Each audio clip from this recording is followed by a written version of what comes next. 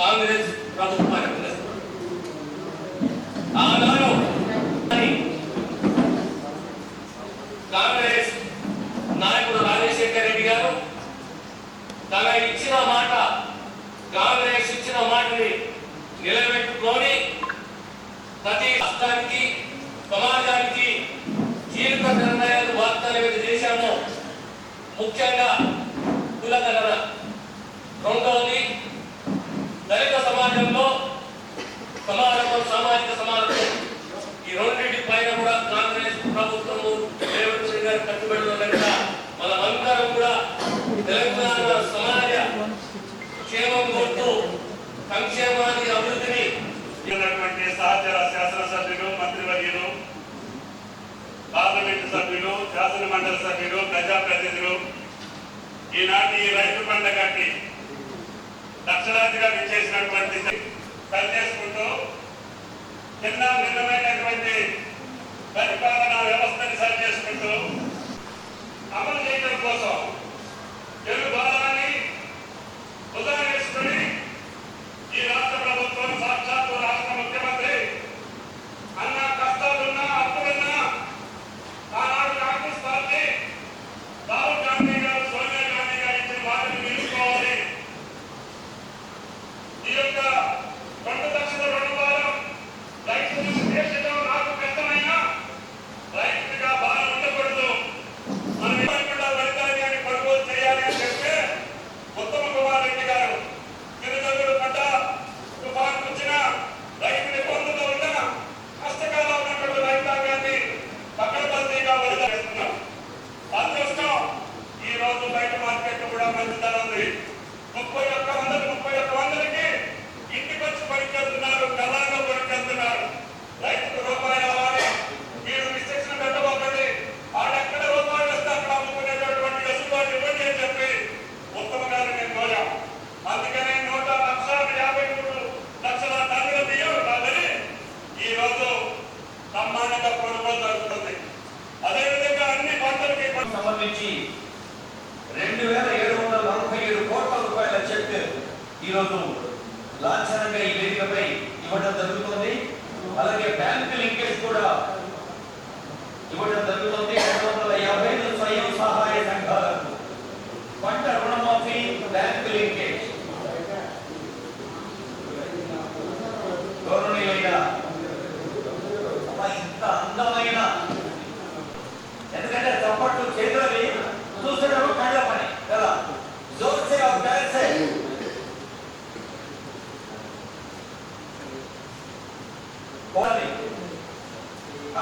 కాండాన్ని ఒక వేదమంత్రం చెబుతోంది. అలా ప్రజలు కూడా సంతోషం, సౌభాగ్యం, సౌఖ్యం, సహోదయం ఒకరి చోటికి రావాలని తెలియజేస్తూ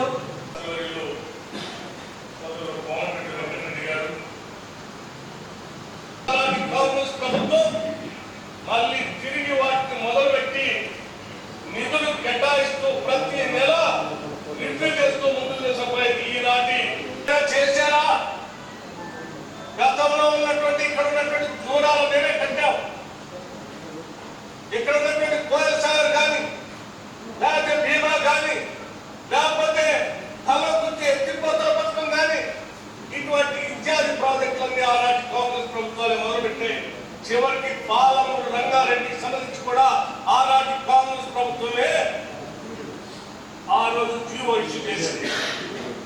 మరి నువ్వు వచ్చి 10 సంవత్సరాల్లో కొత్తగా ఏమైనా చేశామంటే ఏమి చేయకపోగా పాలమూరు ఈ జిల్లాని ఎండబెట్టి ఎడారిలాగే ఉంచావు తప్ప ఏమి చేయలేదు.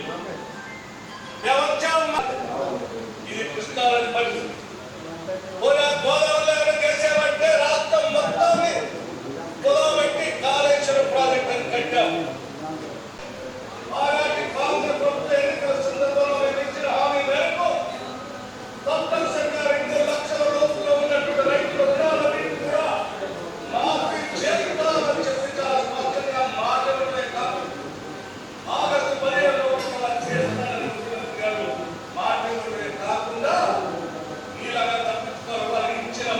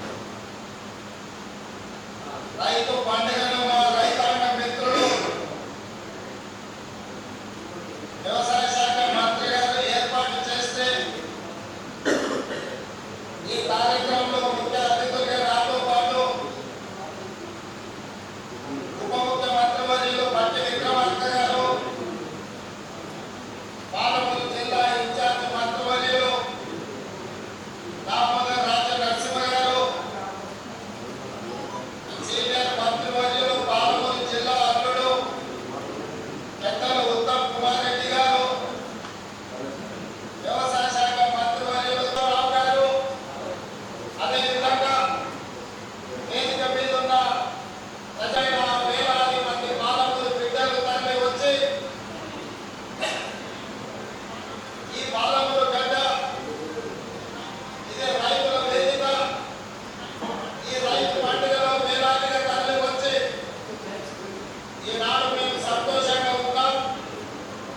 సంవత్సర పరిపాలనలో ఈ ప్రభుత్వం ప్రజాప్రభుత్వం 54,000 కోట్ల రూపాయలు రైతుల కోసం ఖర్చు పెట్టినందుకు తెలంగాణ రాష్ట్ర 4 కోట్ల రైతాంగానికి మీ ఆశీర్వాదంతో ఈ రోజు రాష్ట్రానికి నాయకత్వం వహించిన నా తరపున మొత్తం రైతాంగానికి సందేశం పంపించడానికి విచ్చేసి ఈ పండుగ ఇక్కడే కాదు, తెలంగాణలో ఉన్న రైతు వేదికల దగ్గర లైవ్లో లక్షలాది మంది రైతులు ఈ పండుగ కార్యక్రమాన్ని పాలమూరు జిల్లాలో జరుగుతున్న ఈ ఉత్సవాన్ని ప్రత్యక్షంగా తిలకిస్తున్నారు. ఈ కార్యక్రమాన్ని నిర్వహిస్తున్నారు అధికారులందరికీ కూడా మనస్ఫూర్తిగా అభినందనలు తెలియజేస్తున్నారు. మిత్రులారా, నవంబర్ 30, 2023కు ఈ దేశ రాజకీయాలలోనే ఒక గొప్ప ప్రాధాన్యత ఉన్నది. ఈ భూముల్లో 92 లక్షల ఓట్లు కాంగ్రెస్ పార్టీకి సోనియమ్మ నాయకత్వానికి అండగా నిలబడి ఇవ్వాలని సరిగ్గా సంవత్సరం పూర్తి చేసుకున్నాం. మీరందరూ పెద్ద ఎత్తున చప్పట్లతో మొదటి సంవత్సరం పూర్తి చేసుకున్న ఉత్సవాన్ని ఈ ప్రపంచానికి తెలియజేయాల్సిందిగా మీ అందరికీ విజ్ఞప్తి చేస్తున్నాను.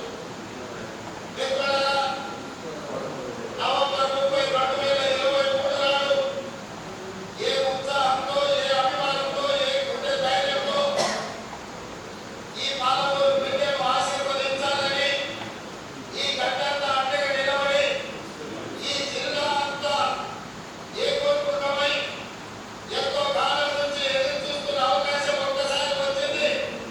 దీన్ని చాలా పెంచుకోవాలని మీరు అండగా నిలబడ్డ రోజు.